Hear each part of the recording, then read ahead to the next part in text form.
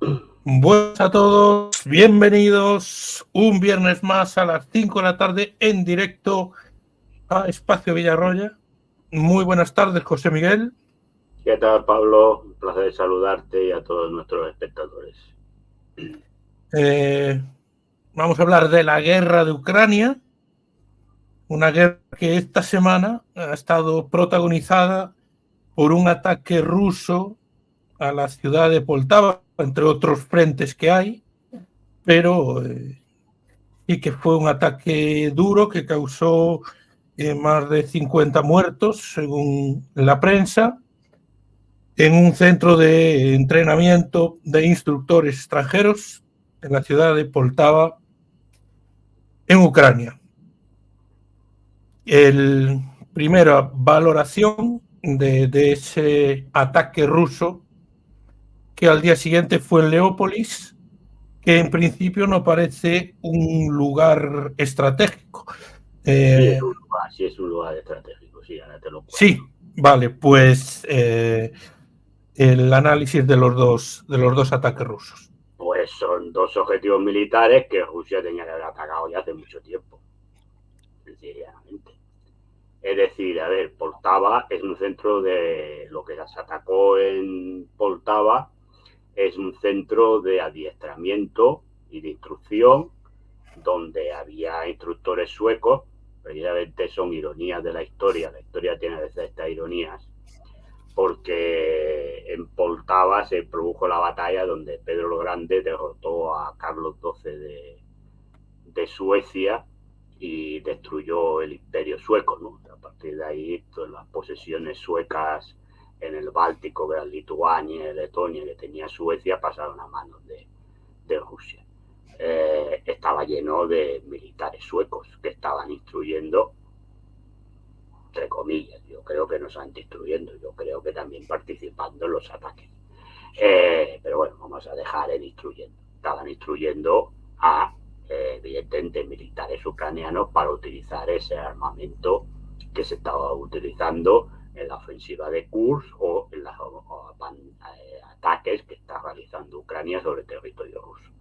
Por lo tanto, es un objetivo militar y los que han muerto son militares.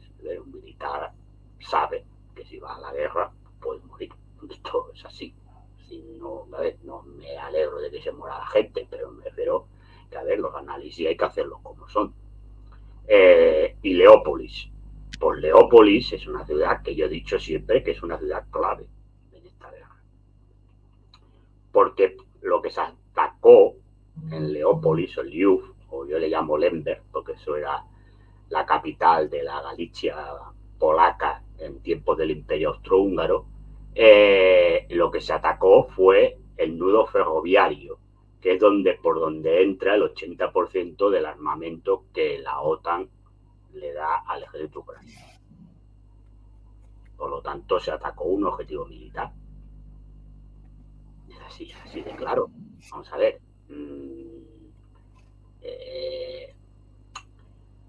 Para que la gente nos entienda. Es decir, vamos a ver. Yo creo que voy a soltar un rollo de teoría militar, pero es que si no la gente se pierde con lo que sueltan unos y sueltan otros. Vamos a ver, todo tipo de armamento se puede utilizar a nivel táctico y a nivel estratégico. Entonces, la aviación, y en este caso pues puedes incluir ahora mismo a los misiles o los drones, se pueden utilizar de dos maneras: como operación táctica o como operación estratégica. ¿Qué es la operación táctica? La operación táctica es utilizarlas en combate. La gente me entiende. Tú puedes hacer un combate, es decir, atacar a posiciones del enemigo antes de realizar una ofensiva, es decir, lo que se llama el ablandamiento de la línea defensiva por bombardeo, que se hace bien bombardeo aéreo o bombardeo artillero, o apoyo a esa ofensiva, a ese ataque, es decir, apoyo a infantería, apoyo a unidades blindadas, etcétera, etcétera. Eso lo estoy reduciendo para no explicar aquí un rollo de teorías y no sé qué. Eso es la utilización táctica, en este caso del arma aérea. Y luego, una vez pasada la Primera Guerra Mundial, se entendió que el arma aérea se podía utilizar de forma estratégica y salieron varias teorías de la utilización estratégica. ¿Qué es la utilización estratégica del arma aérea? Pues la utilización estratégica del arma aérea es atacar objetivos militares que están más allá del frente, están alejados del frente, pero que sirven, esos ataques, para debilitar la potencia militar del enemigo. Entonces hay varias teorías. La más importante que salió y la más conocida, pero que en la Segunda Guerra Mundial la utilizaron, pero precisamente no tanto los alemanes como los aliados, es una teoría que todavía está en marcha y hay analistas que dicen que Rusia está haciendo eso, no lo está haciendo, más bien lo está haciendo Israel en Gaza.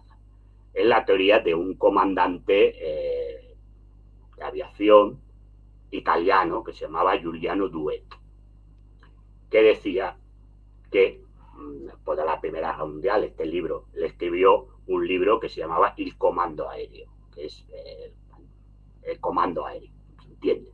Entonces, este libro se escribe en 1922 o 23, ahora no recuerdo el año exacto, y lo que era una contestación a la guerra de trincheras. Es decir, que era la Primera Guerra Mundial, que fue una guerra estática, y no sé qué. Y este señor pues dijo que lo que había, la aviación, que había ya surgido como arma en la Primera Guerra Mundial, se podía utilizar como arma estratégica y atacar a posiciones en la retaguardia. Entonces había que crear una flota de bombardeo estratégico y atacar a objetivos.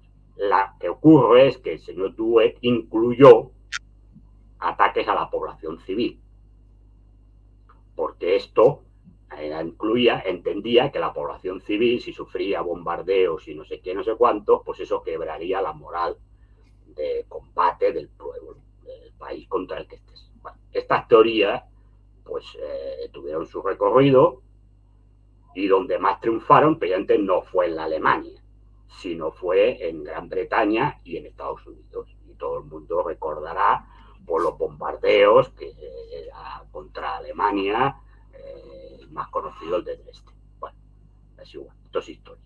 Bueno, pero esto son teorías. Y luego hay la teoría que sí que todo el mundo ha aceptado del bombardeo estratégico, pero circunscrito a lo que son verdaderamente objetivos militares. Bueno, pues lo que está haciendo Rusia es utilizar la teoría del bombardeo estratégico, es decir, la aviación como arma estratégica, no solamente como arma táctica, y atacar a esa zona donde son objetivos militares.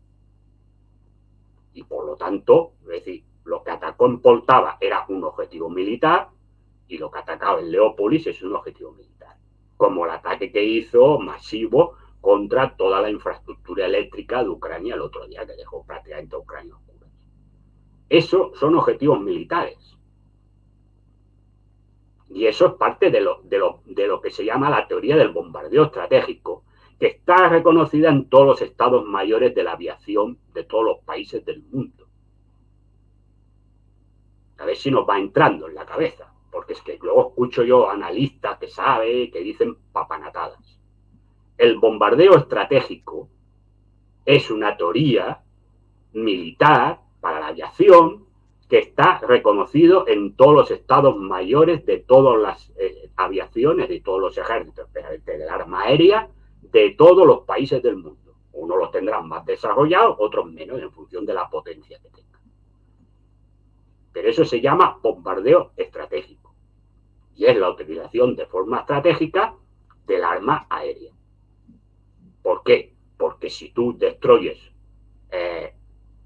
centros de reclutamiento, centros de abastecimiento, centros de concentración de tropas, nudos de comunicación, industrias básicas, armamentísticas, centrales eléctricas, todo eso va en detrimento de la potencia militar del enemigo.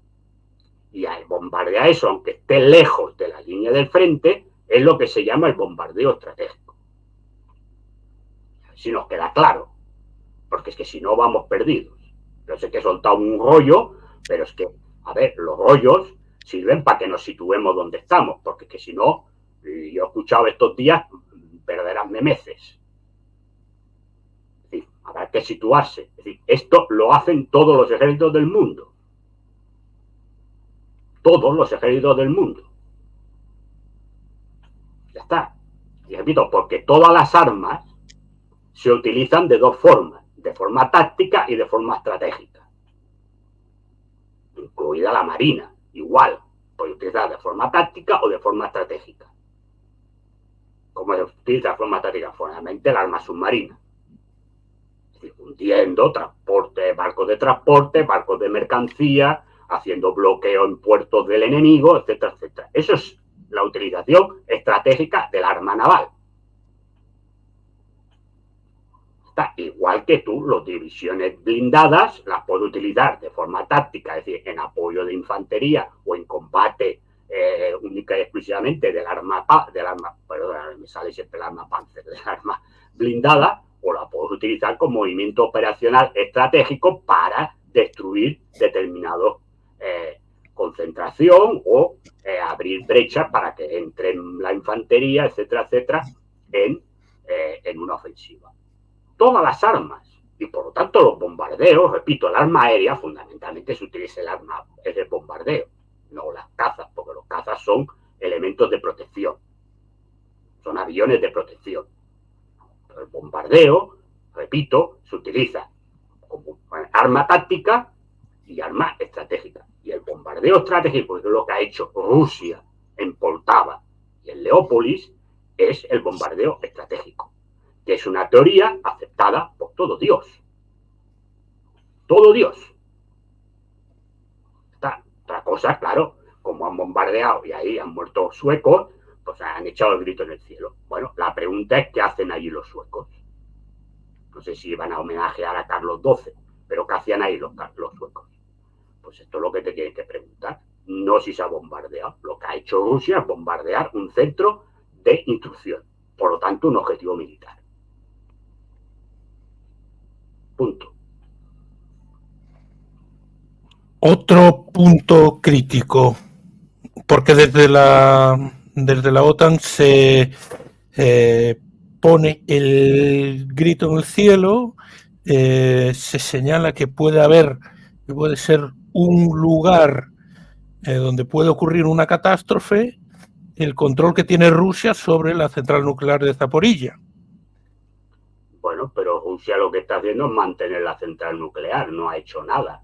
El problema es cuando la bombardea Ucrania, que por cierto también ha bombardeado una central nuclear que está cerca de Kursk.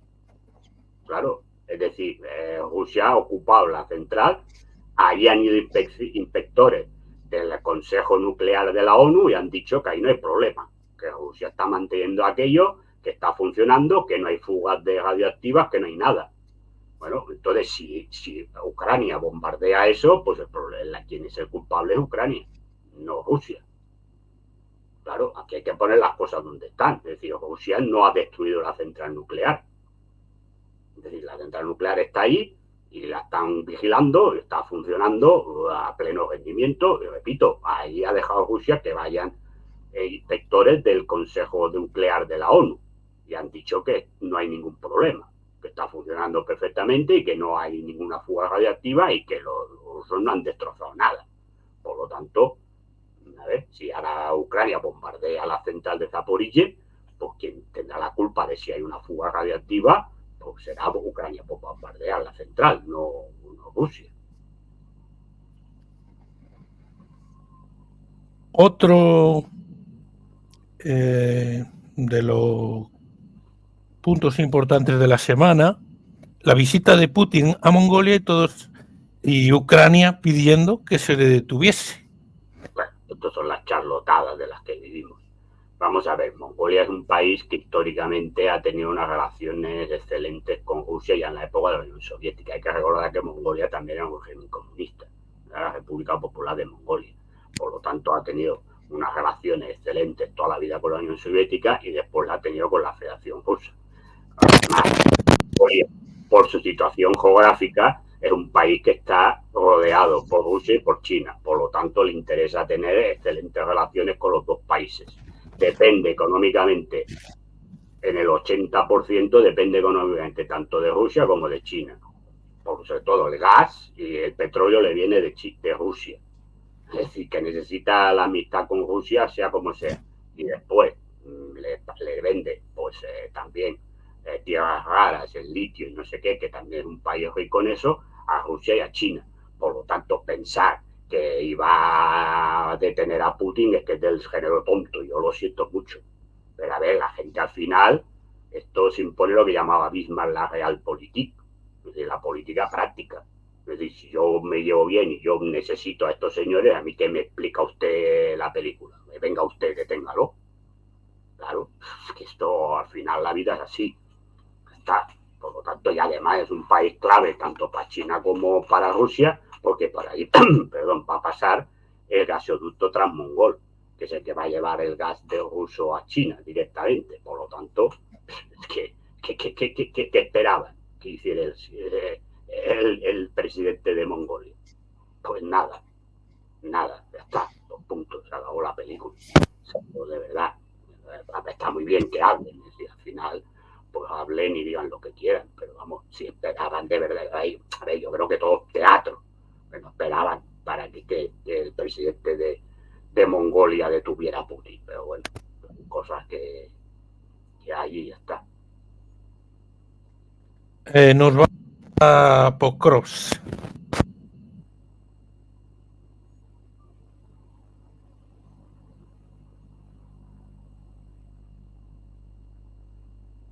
No se te oye. ¿Ahora?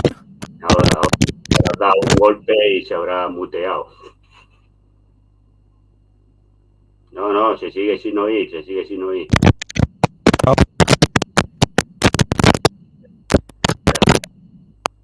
Habla. No. Ahora, a gatos se oye, a gatos no.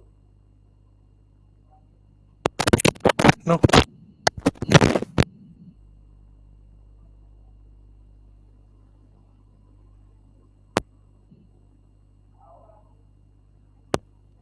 No. Voy a salir Ahora, a entrar. ahora sí. Ahora se oye.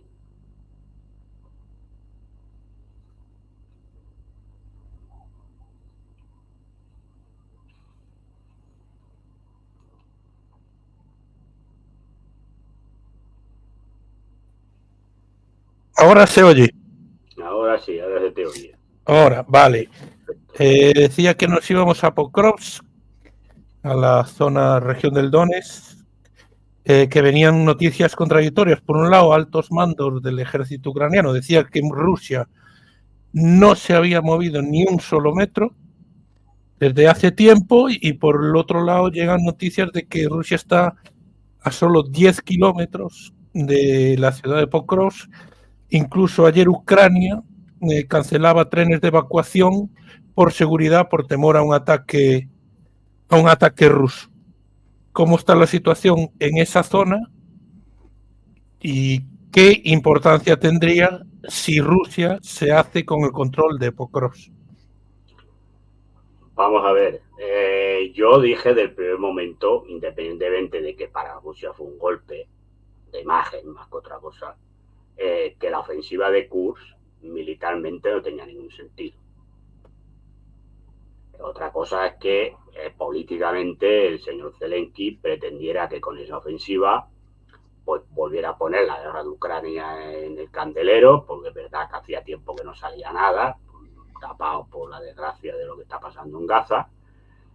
También el pueblo, pues nada más iban saliendo noticias de derrotas en el frente del Donbass, y supongo que eso le sirvió pues para que la gente cogiera algo de moral, y con la lejana esperanza, pues yo creo que tampoco se lo creía él, pero bueno, pues vamos a poner que tuviera la lejana esperanza de que Rusia pues con eso se sentara a negociar y por lo tanto hubiera un intercambio de territorio, es decir, bueno, yo me voy del Kursk, pero tú te tienes que ir del Donbass o del Gerson o de alguna zona.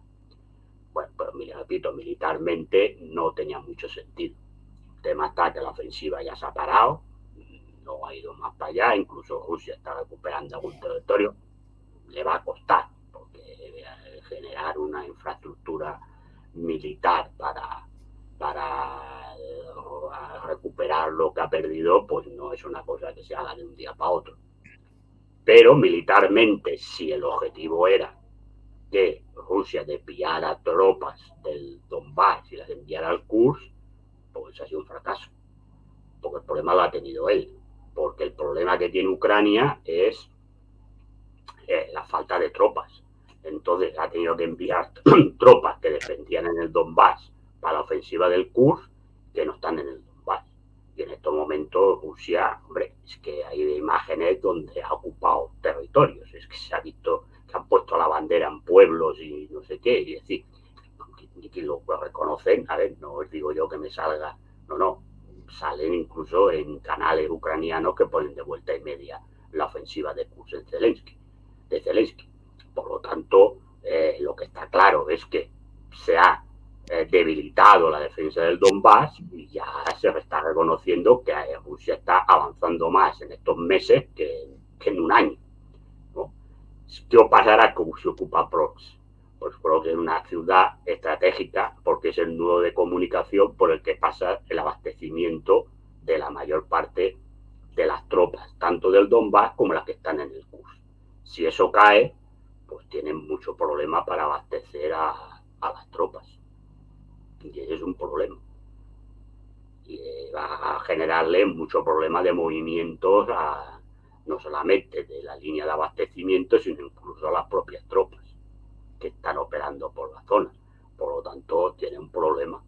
Y evidentemente, si lo quita de Kursk, las tropas, que sería lo lógico desde el punto de vista militar, teniendo en cuenta que ha sido una ofensiva que no ha valido para nada, pues evidentemente, claro, toda la película propagandística se le va a caer, porque en el momento en que empieza a retirar tropas de Kursk, pues ya lo va a tener más fácil para recuperar el territorio. Bueno, ahí estamos. Yo creo que los objetivos que se planteaba, bueno, sí, pero estos son objetivos efímeros, porque la realidad al final se le va a imponer. Si pierde prácticamente todo el Donbass y no ha conseguido nada, pues yo creo que también esto se va a tirar en su contra. Y no creo que esto, que la remodelación que ha hecho del gobierno, empezando por la dimisión del ministro Kuleva desde Asuntos Exteriores, no sea ajeno a todo este desbarajuste que se está montando desde el punto de vista militar, ¿no? Es decir, este es el tema. Ayer decía Putin que ya están expulsando a tropas ucranianas de la región de Sí, Kursk. está recuperando. Lo que ocurre es que una ofensiva, a ver, esa era una zona del frente donde ellos tenían, no voy a decir tropas de segunda categoría, pero bueno, digamos tropas que no estaban muy preparadas y demás. Claro, el hecho de que tú tengas que primero frenar la ofensiva y dos, recuperar, eso te lleva a una zona donde tú no tienes una infraestructura militar preparada, primero que la prepares. Esto no se recupera de un día para otro, pero sí que están recuperando ciudades que había ocupado el ejército ucraniano. Por lo tanto, eso, y repito, yo creo que sí tiene que defender Prox a nivel urgentemente, va a tener que retirar tropas de ahí, con lo cual eso le facilitará la, la recuperación de territorio a Rusia. Eso está claro. Putin hablaba de que China, Brasil y la India podían ser claves en una negociación de paz con Ucrania. ¿Crees que No, puede haber pronto una negociación de paz y crees que esos tres países podrían ser claves a la hora de entablar las negociaciones? bueno, yo los temas diplomáticos ya los desconozco menos. Bueno, a ver, lo que está claro es que Ucrania la guerra la tiene perdida, entonces dependerá de lo que le vayan a... Bueno, pues salía también que el Fondo Monetario Internacional le pide a Ucrania que devalúe la moneda, con lo cual parece ser que ya los apoyos ad hominem e integrales pues se están acabando. Entonces puede ser que se siente en mesa de negociación y ahí, bueno, pues los países que intervengan, pues ya no sé. Es decir, esto ya entramos en niveles que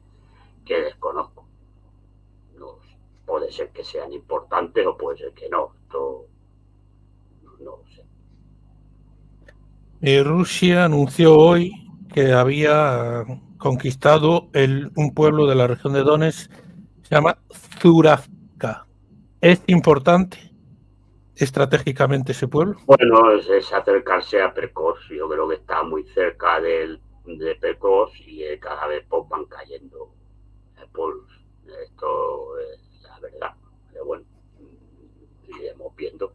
A ver, todas las pérdidas que tenga Ucrania pues son importantes porque es ir retrocediendo mucho más.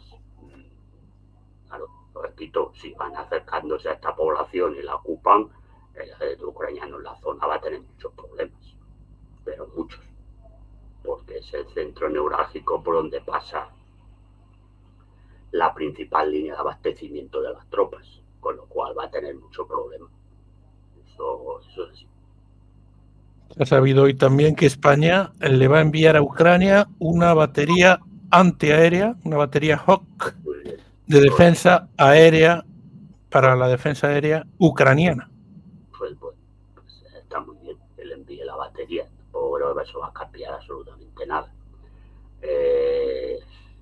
Bueno, bueno, yo creo mientras esté la paz, lo de la guerra y esté el apoyo, pues le seguirán enviando cada uno lo que le pueda enviar, pero vamos, yo creo que en estos momentos todo el mundo ya sabe que la guerra la tiene perdida Ucrania. Entonces, el tema será cuando llegue el momento en que digan, bueno, hasta aquí se ha llegado y usted se tiene que sentar a negociar y entonces, pues por supuesto de que buena parte del territorio lo va a perder y ya está. Esto, y ahí pues intervendrán los países que tengan que intervenir. Y claro, me imagino que Rusia no va a ir a que solamente la paz la dicten los países de la OTAN, sino que, bueno, pues otros países que son más cercanos a él, como es China, como es la India, como Brasil, pues que a ver, yo sencillamente creo que cercano es China, porque los otros juegan, como se dice en Cataluña, la puta y la ramoneta. Es decir, están en un lado, están en el otro, entran, salen y entran. Es decir, que, bueno, es decir, para unos temas, porque el señor Lula da Silva en algunos temas está con Putin, en otros temas está con Estados Unidos, como es el caso de Venezuela. Por lo tanto, bueno, y aquí cada uno al final juega la carta que más le conviene en el momento en que le conviene. De verdad que en el tema ucraniano pues está más cerca de Rusia que de Estados Unidos. Bueno, pues supongo que si claro, Rusia no participa activamente en las negociaciones de paz, pues entenderá que si hay una conferencia de paz que sea neutra, es decir, que no participe en Ucrania y Rusia, pues es evidente que Rusia se sentirá más cómoda si a esa conferencia pues aparece China, aparece Brasil, aparece la India, ¿no? Esto es así ahora. Esto ya historias ya no lo sé cómo van las cosas o dejan de ir. Bueno, Alemania ha aprobado un paquete valorado, un paquete militar de ayuda a Ucrania, valorado en 150 millones de euros. Sí, ya, aprobado está, pero vamos a ver si se lo dan, porque el ministro de Economía ha dicho que antes de dárselo hay que estudiar si se puede dar o no se puede dar. Y tal como está Alemania, vamos a ver. Es decir, que esto estaba aprobado, pero ya el ministro de Economía ha dicho que la economía alemana no da y que hay que hacer recortes en todos los departamentos y por lo tanto antes de enviar el dinero hay que ver si se puede enviar o no se puede enviar los 150 millones. Por lo tanto, vamos a ver si al final es así o no y además en las elecciones estas regionales y en finales de mes hay otro donde también se espera que salgan unos resultados parecidos, porque también es un land de la antigua RDA, que es Brandenburgo. Yo creo que no están muy por la labor. Yo, a ver, tampoco soy de los que dicen que la guerra de Ucrania ha sido la clave para que haya ganado la FD o haya subido la FD y el partido de Sarah Wagener pues haya subido lo que ha subido. La guerra de Ucrania es un factor, pero el factor clave es el de la inmigración y el de la crisis económica que está pasando Alemania. Pero está claro de que ellos han detectado, el gobierno también habrá detectado, que la guerra de Ucrania, al menos en una parte del país, que lo que sería la antigua RDA, pues no es un tema que, digamos, levante consenso a favor de el apoyo a Ucrania. Por lo tanto, supongo que también eso se lo mirarán, porque si al final hay que adelantar elecciones, pues también la gente del este pues también vota. Y por lo tanto, pues te pueden dar una sorpresa a nivel electoral y por lo tanto todo el mundo aquí se tienta la ropa. El secretario de Defensa de Estados Unidos hoy calculaba en 350.000 los soldados rusos que habían fallecido en la guerra. Pues es posible, yo no sé porque ni el tema de esta guerra, que tenemos información de todo, que se den imágenes de todo, no sabemos la cifra de bajas ni de un bando ni de otro. Ni sabemos las bajas rusas, ni sabemos las bajas ucranianas. Por lo tanto, pudiera ser. Es decir, a ver, normalmente quien ataca sufre más bajas de quien defiende. Esto es así. Entonces, como han atacado, es verdad que Rusia ha atacado más que Ucrania, pero también ha atacado a Ucrania. Por lo tanto, también Ucrania, pues, pudiera ser. Yo no, ya digo, no lo desconozco, pero tampoco digo que sea mentira la cifra. Porque pudiera ser, no lo sé. Pero la de Ucrania debe estar por ahí también, o más. Es decir, este es el tema. Es decir, por lo tanto, sí, pudiera ser. Es decir, llevamos 2 años y algo de guerra, por lo tanto, más o menos es lo que se cae. Y como tampoco hemos tenido ofensivas masivas, porque esto parece la Primera Guerra Mundial, pues el número de bajas pues también se minimiza más que si estuviéramos en un escenario Segunda Guerra Mundial, para que la gente me entienda, donde sí que había muchas ofensivas, batallas, movimientos y tal, que eso provoca más bajas, evidentemente. Pero bueno, es probable que por el tiempo de duración de la guerra, pues es probable. No digo que no sea verdad, no lo sé, pero que no sé, porque no se sabe oficialmente el número de bajas de ninguno de los dos bandos. Pero pudiera ser por el tema del tiempo que llevamos de guerra. Es decir, no es descabellado en 2 años y medio que haya perdido 150.000 Rusia y hablaban de casi 300.000 Ucrania. No es una cifra descabellada, no es 350.000 hablaba. Es que no son cifras descabelladas, es decir, por el tiempo que llevamos de guerra, no son cifras descabelladas, es decir, que son cifras que entran dentro de lo normal.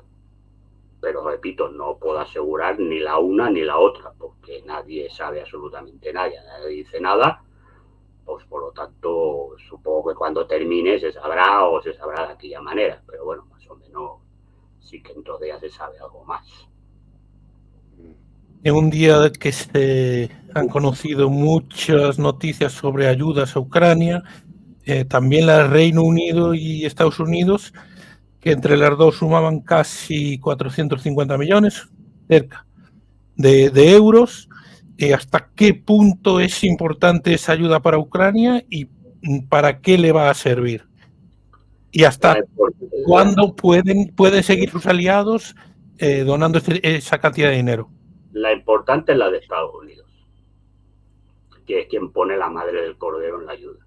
También es cierto que después de armamento americano le ha llegado muy poco, que ya Zelensky se queja de eso. Pero a nivel económico sí que le ha dado dinero. La importante es la de Estados Unidos. Gran Bretaña da, pero no puede mantener. Si Estados Unidos se retira, Gran Bretaña no puede mantener. Además, Gran Bretaña, el señor Starmer ha salido con un programa que parece Margaret Thatcher, de recortes absolutos. Claro, no tiene mucha justificación que recortes la sanidad y las ayudas a la gente y luego esté gastándote millones. Claro, que lo pueden hacer porque tienen cara para eso y para más. Pero bueno, no tendría mucho. En Estados Unidos, claro, el problema de Estados Unidos es que está en campaña electoral. Y igual que el tema de Gaza, sí que en una parte de la población, pues sí que está de acuerdo en que se le envíe a Israel, otra parte no. Y ahí los demócratas tienen miedo, porque la parte que no es fundamentalmente votante demócrata. El tema de Ucrania es transversal. Y la gente está harta de la ayuda a Ucrania, pero no solamente en los republicanos, sino también en los demócratas. Y ahí ese es el problema que puede tener Ucrania. Que los dos no ayuden a Ucrania porque sus electores están hasta las narices. Entonces, ahí es donde puede tener el problema. Luego, claro, una vez pasadas las elecciones, aquello donde dije Diego, porque hasta 4 años no me vas a votar otra vez. Y en el caso de Trump ya no le pueden votar más porque no se puede presentar. Pero, claro, el tema, si gana, si no gana, sí que se puede volver a presentar. Si gana, no puede volver a presentar. El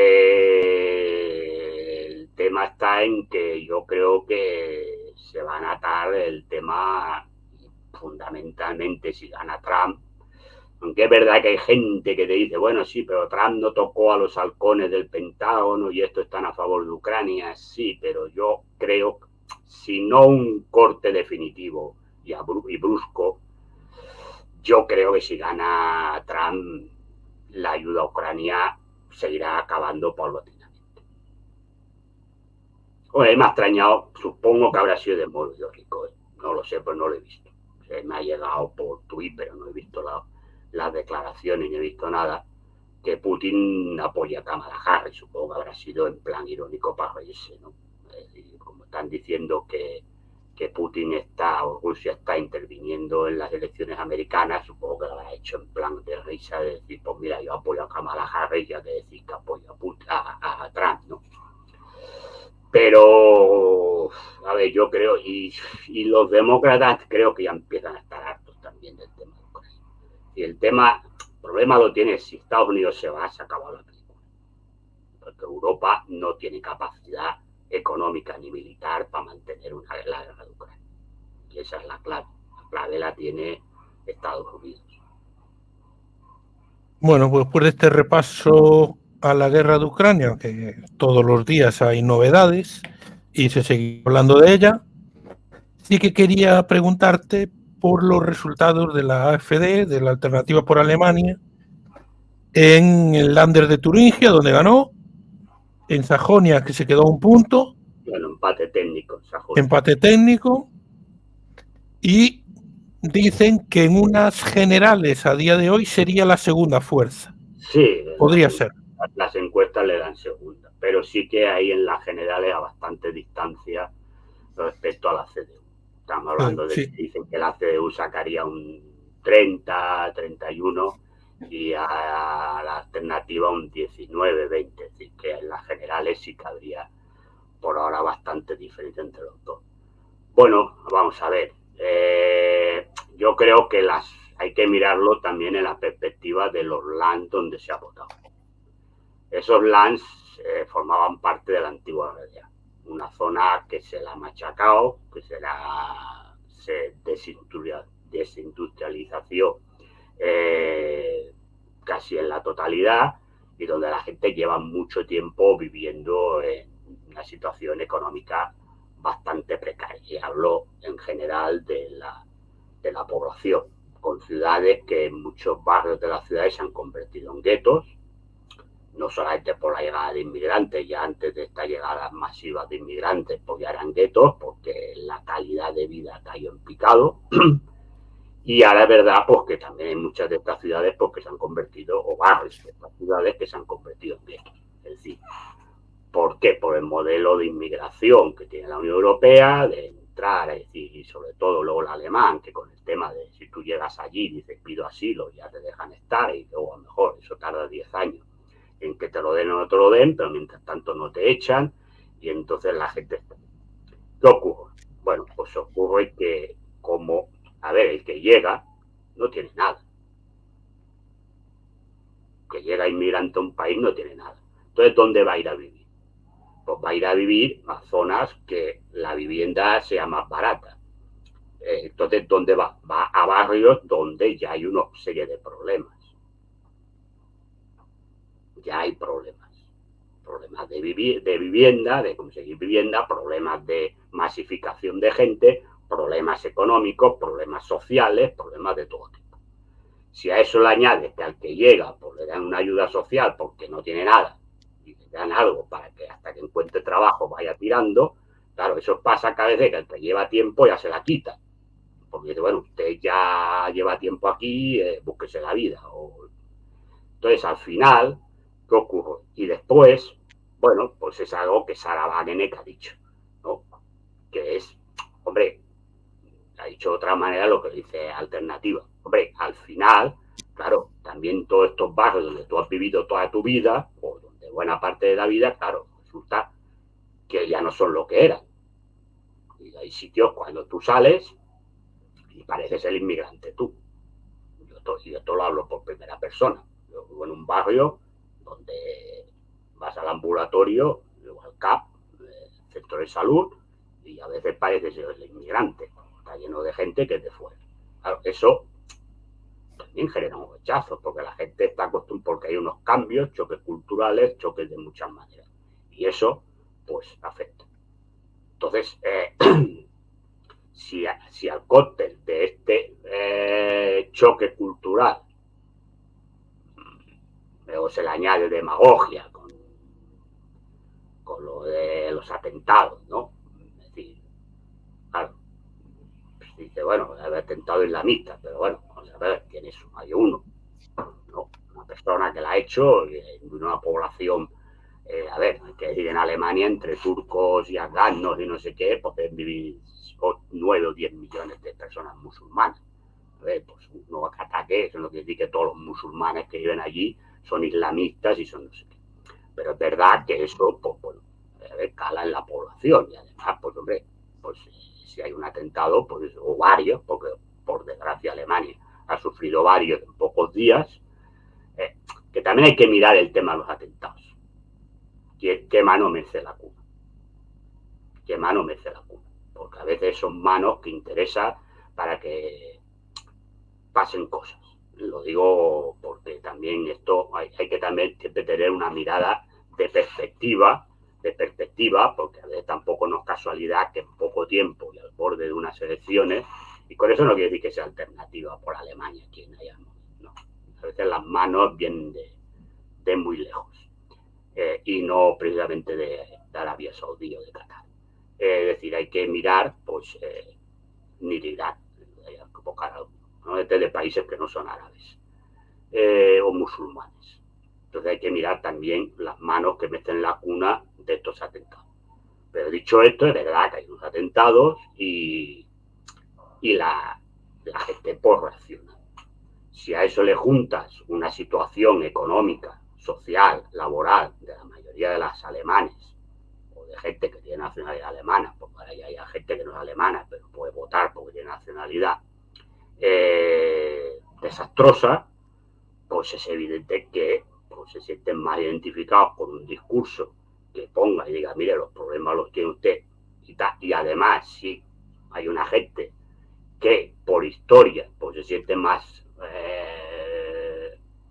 cercana a lo que era la Unión Soviética, por aquello que yo había sido la RDA, y por lo tanto están en contra de ese apoyo incondicional a Ucrania, pues bueno, todo eso hace que, bueno, que los dos partidos, ¿no?, que han defendido este tipo de políticas, contra este tipo de políticas y contra la guerra, pues hayan sacado los resultados que han sacado en Turingia y en Sajonia.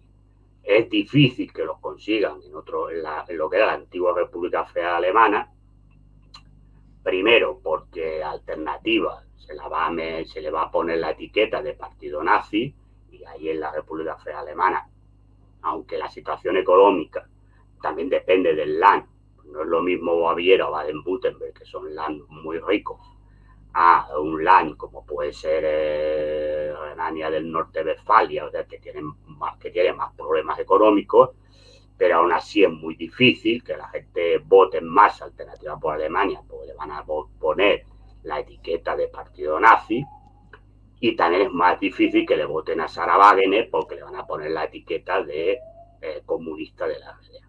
Por lo tanto, es más difícil que aunque consigan votos ahí, yo creo que lo tiene más fácil la alternativa que Sarah Wagener en la República Federal Alemana, que puedan ser partidos que sean determinantes en la formación de un gobierno del Land.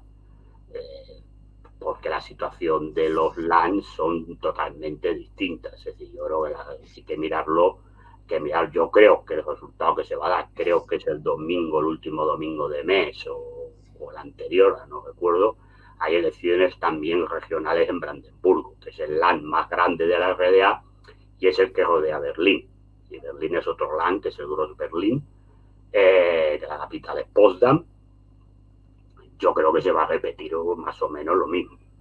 Yo creo que si no es primera va a ser segunda, pero muy cerca del primero alternativa y una buena subida de Sarah Wagener.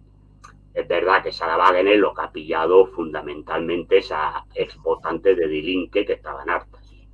Es decir, eso es lo que ha sacado. Verdad que también con gente que había votado a alternativa en algún momento de tal, pero bueno, yo creo que esta gente, la gente de izquierda, que estaba harta de las tonterías de Die Linke y demás, y que por cabreo votaba alternativa. Cuando han visto que había algo que mínimamente pues, se asemeja a lo que ellos dicen, pues lo han votado. Y después gente que ya no votaba. Hombre, con Sarah Wagener, que es curioso, ¿no? La campaña que le están haciendo, cuando curiosamente esta señora, a ver, el programa del partido, yo me he leído el programa del partido, es decir, el régimen se ha vuelto tan de derechas, el sistema se ha vuelto tan de derechas, que están poniendo de comunista, bueno, fascista, le dicen de todo, a una señora cuyo el 80% de su programa, o del programa de su partido, es lo que defendía el SPD de Helmut Schmidt en los años 70. Esta es la realidad. Y además, también se lo digo para muchos camaradas comunistas que la ven como Rosa Luxemburg. Porque yo invito a quien me quiera ahora decir que yo estoy diciendo chorradas, que cojan el programa de la señora Wagener y cojan el programa del SPD del año 74 o del año 78. Y miren, porque vamos a ver, yo creo que una vez la última tertulia que he participado contigo, que estaba Hassel Paris, ¿no? ¿Sí? Vamos a ver, yo no sé si ahora es la pareja o ya no, porque yo la vida sentimental de la gente no la sigo mucho.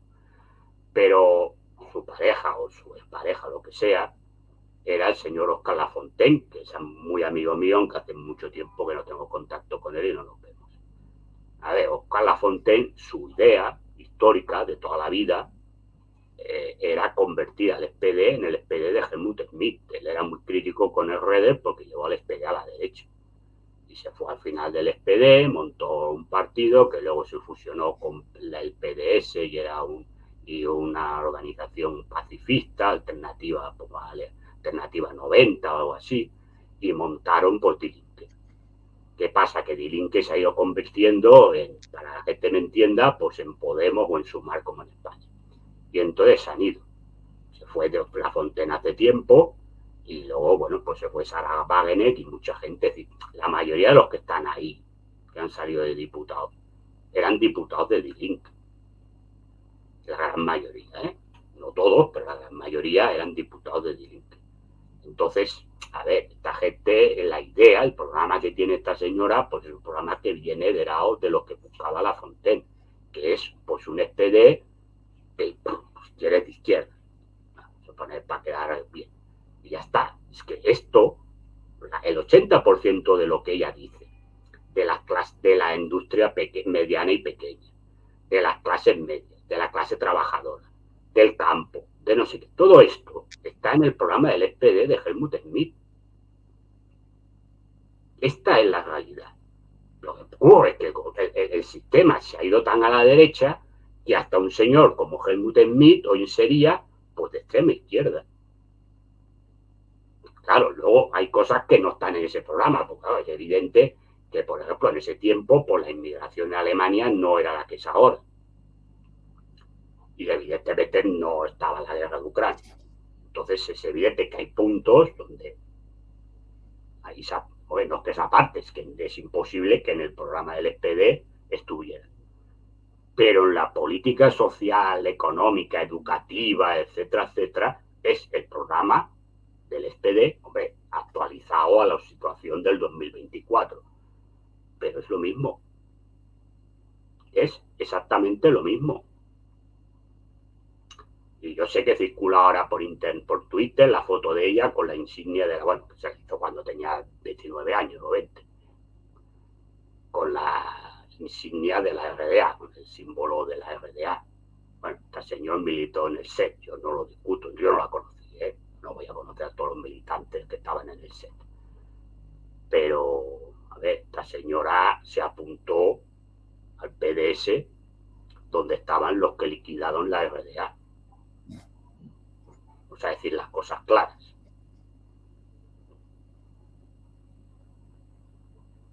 Vamos a decir las cosas claras.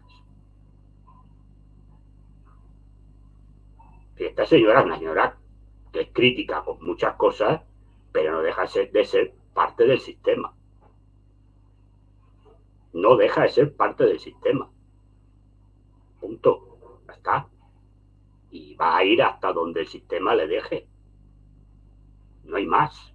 Hombre, que esto, que es revolucionario, si tú quieres, ver, parece una palabra. Que hable de cosas desde la izquierda, que la izquierda, o la que se llama izquierda, no habla, pues sí, pero no va más allá, ¿eh? Si están las realidades, Sara Wagener y su partido. Punto. Ahí no es un partido de clase, como he leído algunos. No es un partido de clase. Porque un partido de clase tiene que poner la lucha de clases como parte de su programa ideológico, y ahí no lo hay. Yo entiendo que es difícil leer alemán. A lo mejor la gente tiene ganas de traducir y se queda con los 4 discursos. Pero está la realidad. Está la realidad. Es decir, hombre, claro, si tú me dices lo que hay ahí, pues yo no votaría, pero no porque él me caiga mal, ni bien, ni me deje caer mal. Yo sabes que no voto en las elecciones burguesas. Claro, yo entiendo que, vale, con lo que hay ahí, pues posiblemente si me obligaran a votar, porque fuera, mire, es que es obligatorio votar en las elecciones, porque si no le vamos a despedir del trabajo. Bueno, pues seguramente la votaría ella. Pero, a ver, es lo que es.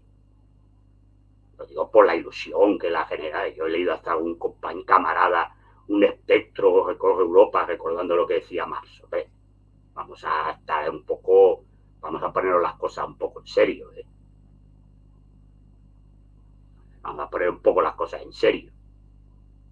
Claro, si esta señora es lo que es. No deja de ser una socialdemócrata de izquierdas. Si le quieres poner este nombre. Se acabó la película. Lo que ocurre es que evidentemente el sistema se ha ido tan a la derecha que un socialdemócrata de izquierda hoy es un bolchevique. Porque yo ya he dicho 50 millones de veces que si Bernstein, que fue el que fundó ideológicamente la socialdemocracia, viviera hoy en día diciendo lo mismo que decía cuando escribió el libro, lo tacharían de revolucionario rojo, acabado y no sé qué. Porque el sistema se ha ido tan a la derecha que esto es la ventana de Overton, a la que te sales de un mínimo del discursito, eres un facha o un revolucionario absoluto. Pero esta señora y su partido son lo que son. No hay más. Punto.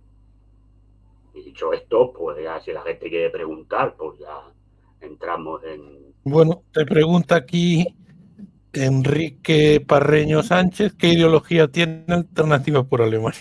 Pues es un partido neoliberal en lo político, en lo social, lo único que utiliza la inmigración para sacar votos. Está, considera de que hay demasiados inmigrantes en Alemania, que hay que recuperar la idiosincrasia alemana, etcétera, etcétera, pero a nivel político, a nivel económico, a nivel social, pues es lo mismo que la CDU, o lo mismo que el SPD o el Partido Liberal, porque en el fondo tampoco hay diferencias hoy en día.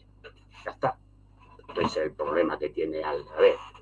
¿Que hay nazis en alternativa? Pues posiblemente habrá, pero también hay nazis en la CDU. Bueno, y tampoco hay que esconderse. Pero no es un partido nazi. Está. O sea, quedarnos con las cosas claras.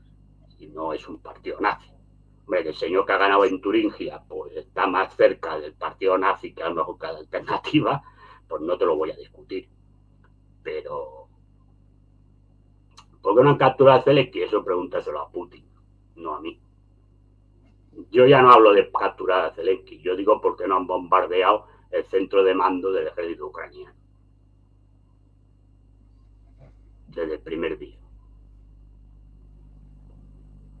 A ver, pregunta aquí Eduardo García. ¿En serio nadie se da cuenta que Rusia está al borde de la quiebra y Putin, entre líneas, suplica por una negociación? Bueno, pues que le diga al Fondo Monetario Internacional y al Banco Mundial de Desarrollo que han sacado están sacando las cifras del crecimiento de las economías y resulta que una de las que crece es Rusia y las que decrecen son las de la Unión Europea. Esto que se lo digan al Fondo Monetario Internacional.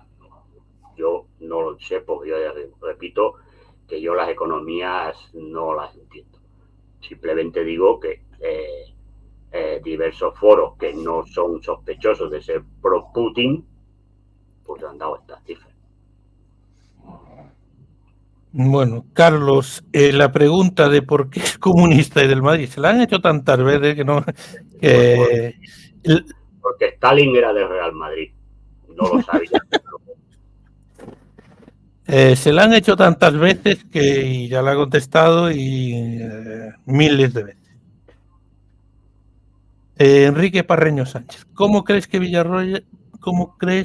Villarroya que se va a terminar la guerra entre Rusia y Ucrania? ¿Qué territorios perderán Rusia y Ucrania? A ver, Rusia no va a perder ninguno. Y Ucrania, pues dependerá de lo que le quiera. A ver, en principio yo creo que va a perder el Gerson y el Donbass. Si pierde algo más, pues ya se verá. Cuanto más dure la guerra y más territorios vaya perdiendo, pues es difícil que se los vaya a devolver Rusia. Ostras, se verá. Yo creo que Rusia territorio no va a perder ninguno. Esto ya se verá. Si cuando se sienten a negociar, yo tengo claro de que, hombre, a lo mejor algún territorio que Rusia pudiera ocupar más allá del Donbass y de Gerson, pues igual sí que se los podría devolver, pero al menos lo que tiene ahora no se lo va a devolver, eso está claro. Te preguntan, lo contestaste el otro día, ¿cuándo volverá el programa con Carlos Fuentes? Bueno, el programa en sí vuelve en octubre, no sé el día exacto, pero ya vuelvo a decir que yo no estaré en la tertulia. A mí me hará Carlos 2 días a la semana una entrevista de 20 minutos. Yo no voy a estar en la tertulia porque he decidido no estar más en tertulias políticas. Durante un tiempo, queremos ir largo. ¿Para siempre o...? Para siempre no se puede decir, no se puede decir como aquello de James Bond. No digo que para siempre o no. O no, exacto. A ver, a corto plazo seguro. Corto plazo y yo creo que medio plazo también seguro. Largo plazo, pues ya como diríamos aquello, como decía la película de James Bond, bueno, la novela de James Bond, nunca digas nunca jamás, pues nunca se sabe. Dicen aquí que en relación a la inmigración, en la urna no entraba nadie. Te lo pregunto yo, ¿qué te parece el cambio de opinión que ha alterado a la derecha de Pedro Sánchez con esto del retorno de los inmigrantes irregulares? Bueno, ¿sabes lo que pasa? Que cuando no hay política migratoria clara, se va a golpe de encuesta. Y yo creo que lo que han visto pasa igual que en Alemania. Cuando vieron que las encuestas ya prácticamente definitivas daban la victoria alternativa por Alemania, ¿qué ha hecho el gobierno alemán? Pues cambiar la ley del asilo y expulsar o deportar, como le quiera llamar, pues de golpe a 5.000 afganos que estaban ahí esperando para echarlo y llevaban 3 años ahí esperando para echarlo. Entonces, claro, el problema es cuando las cosas se hacen a golpe de encuesta y no hay una política clara en todo, ¿eh? Pero ahora que estamos hablando de la política migratoria, pues, pues más claro. Es decir, tú tienes que tener una política migratoria clara, la que sea, pero tienes que estar con ella. Si tú lo que vas es a medidas de, hombre, a las encuestas me dan que la gente está muy cabreada con el tema inmigratorio y esto nos puede hacer perder las elecciones. Y ahora voy a sacar esta carta al comodín del público. Pues entonces lo único que estás haciendo son parches que no solucionan los problemas y que los empeoras. Así de claro. Y este es el problema. El problema en España, el problema en Alemania, el problema en Italia, en Portugal, donde tú quieras. Y lo que tiene que haber es una política. Tú tienes que tener una política migratoria, claro. Y repito, sea la que sea, podemos estar de acuerdo o no, este es otro tema. Pero tener una política migratoria clara. Si vas a golpe de tal, bueno. A ver, en la URSS sí que entraba gente, porque en la URSS había migrantes. Lo único que ocurre es que, vamos a ver, son épocas del mundo en que no había la inmigración masiva que hay ahora. Hombre, y en los países comunistas lo que se tenía claro era que todo el mundo no cabía en un país. Y entonces lo que se hacía desde el bloque comunista eran ayudas, programas de desarrollo, que es lo que hay que hacer en los países de origen. Ya está.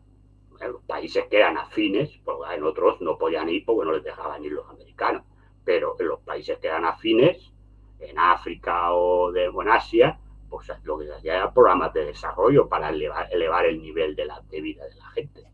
Ya está. Pero había inmigrantes, ¿sí? En la Unión Soviética y en la RDA había inmigrantes, había gente que venía de otros sitios. Lo que pasa es que es evidente que no estamos hablando de una inmigración masiva como la que hay ahora. Porque, claro, si te entraban 10 personas o pon 100 al cabo del año, pues un país tan grande como la Unión Soviética, pues prácticamente ni se notaban. Claro, pues ahora que entra muchísima más gente, pues ya hay problemas también en Rusia. Porque Rusia tiene mucha inmigración ilegal de todas estas repúblicas transcaucásicas que eran de Asia Central, que habían formado parte de la Unión Soviética, y por lo tanto, como hablan ruso, pues entran ahí uzbecos, tayikos, kazajos, chechenos, armenios, georgianos. Eso está lleno. Y muchos son inmigrantes ilegales en la Rusia actual. Pero claro, la Unión Soviética no eran inmigrantes porque eran ciudadanos de la Unión Soviética, por lo tanto no eran inmigrantes. Pero sí que había gente que venía de otros sitios. A ver, también era difícil porque, a ver, vamos a ver, no porque las fronteras estuvieran cerradas a cal y canto, que también, sino porque, a ver, mucha gente que iba a inmigrar, por ejemplo, de Turquía, pues prefería irse a la República Federal Alemana que no a la Unión Soviética, que era un régimen comunista y que no sabían qué iba a pasar ahí. Claro, pero si tú no eres comunista, pues prefieres irte a un país capitalista que a un país comunista. Entonces, claro, era más difícil que hubiera una inmigración a países comunistas. Porque como además la propaganda era de que los países comunistas la gente se moría de hambre, pues la gente no quería ir. Por la mayor parte de la gente, evidentemente. Entonces era más fácil que todos los turcos, por ejemplo, que lo tienen más fácil para llegar a la Unión Soviética porque tienen ahora Rusia no, es Armenia y Georgia, pero en aquella época tenían frontera con la Unión Soviética, pues se iban más a Alemania que a la Unión Soviética. Bueno, pues es lo que hay, pero sí que había inmigrantes en la Unión Soviética. La inmigración ha existido toda la vida, toda la vida. ¿Qué opinas de Vanguardia Española? Pues es que a mí no me gusta hablar de gente que no está. Lo que ocurre es que, a ver, está bien, pero claro, cuando haces pasar el marxismo por el tamiz de Blas de Lezo y de Don Pelayo, pues... Pero lo dejo ahí porque no está Santiago, que lo conozco y me llevo bien con él, y entiendo que decir lo que piensas, pues tiene que haber alguien de Vanguardia Española como mínimo para defenderse, ¿no? No soltar aquí. No me gusta decir opinión sobre alguien si ese alguien no está para defenderse, o al menos alguien que le pueda defender. Déjame jugar a la pelota. ¿Qué opina Villarroya sobre las noticias de que Ucrania pretende lanzar nuevos ataques en otras zonas del frente? Bueno, pues diré lo mismo que con Kursk, que no, militarmente no le van a solucionar ningún problema. Y que va a estar debilitando el frente principal, que es el del Donbass. Esta es la realidad.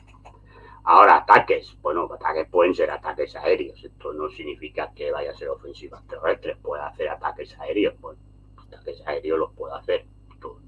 Tampoco, pero tampoco va a cambiar la fisonomía de la guerra.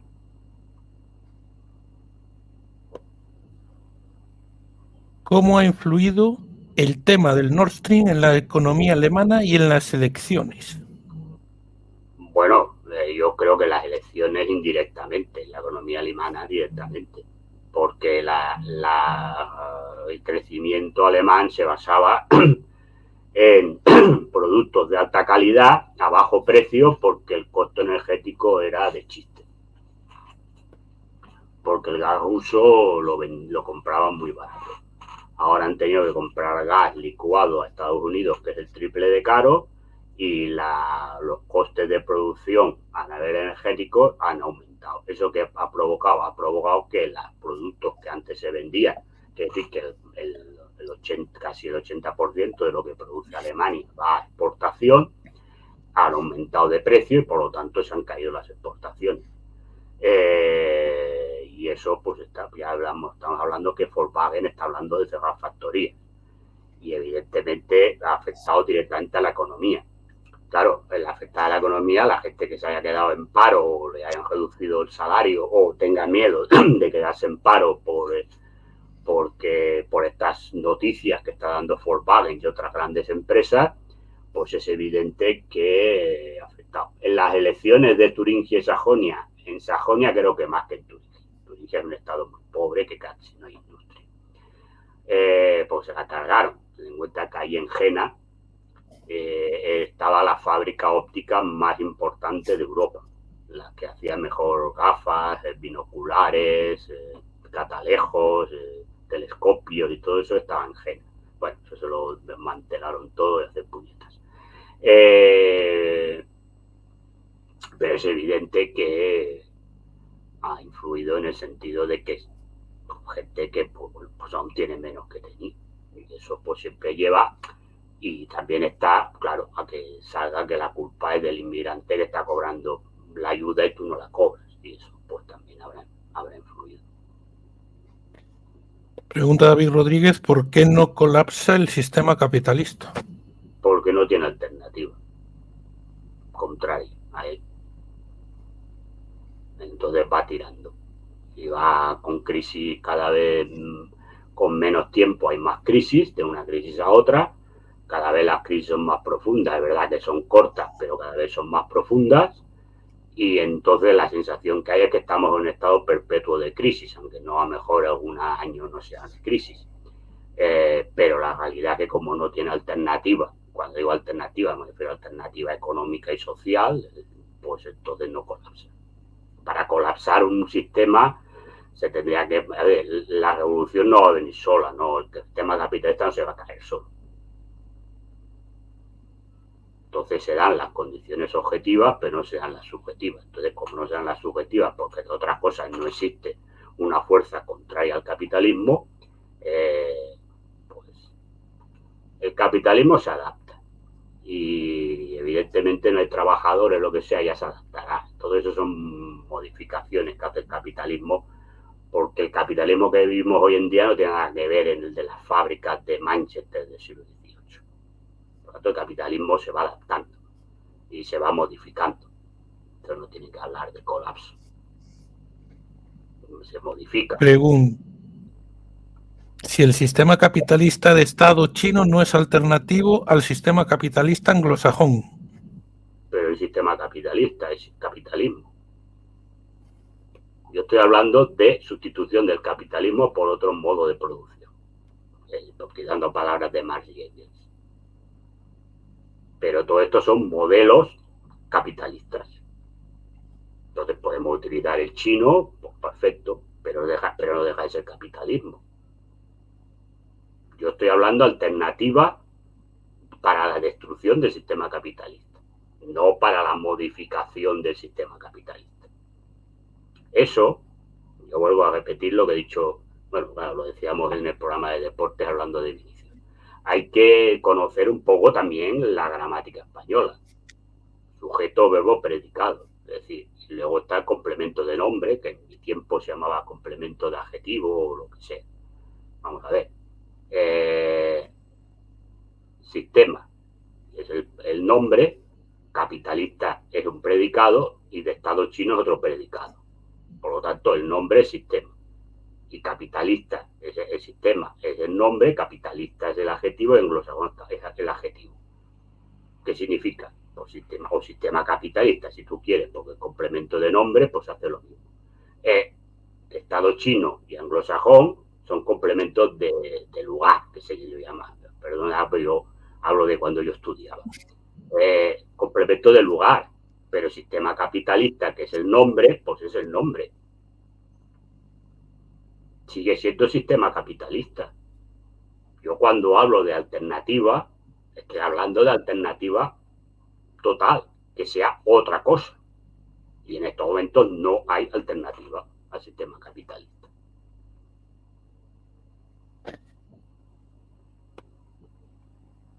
María Isabel García Petrova, don Villarroya, ¿qué le parece la nueva presidenta del Tribunal Supremo y el Consejo General del Poder Judicial? Para mí es una tía más del sistema. No sé ni quién es, pero es que no me interesa. Una persona que esté ahí, que la hayan nombrado ahí, pues será sistémica, evidentemente. No van a poner a un bolchevique ahí. Claro, pues será del sistema. Si la han votado, pues será porque es del sistema. A ver, la judicatura forma parte del sistema. Es que no sé ni cómo se llama, he visto la foto en el periódico, pero como yo la parte nacional me la salto, pues he visto la foto, sé que es catalana y dicen de la progresista, es lo único que he visto en el título. Pero no recuerdo ni cómo se llama, pues no me interesa nada, es igual. La señora, pues si está ahí es porque es de lo que es, y ya está, punto. Bueno, pues hasta aquí llegamos en el programa de hoy sobre la guerra de Ucrania. Muchas gracias a todos los que habéis estado interviniendo en el directo, a todos los que están viendo el programa y a los que lo verán. Y un fuerte abrazo, José Miguel, y hasta el próximo viernes a las 5 de la tarde en directo. Un fuerte abrazo a todos. Un abrazo a todos. Saludos. Suscríbanse los que no lo estén. Eso es lo importante. Chao.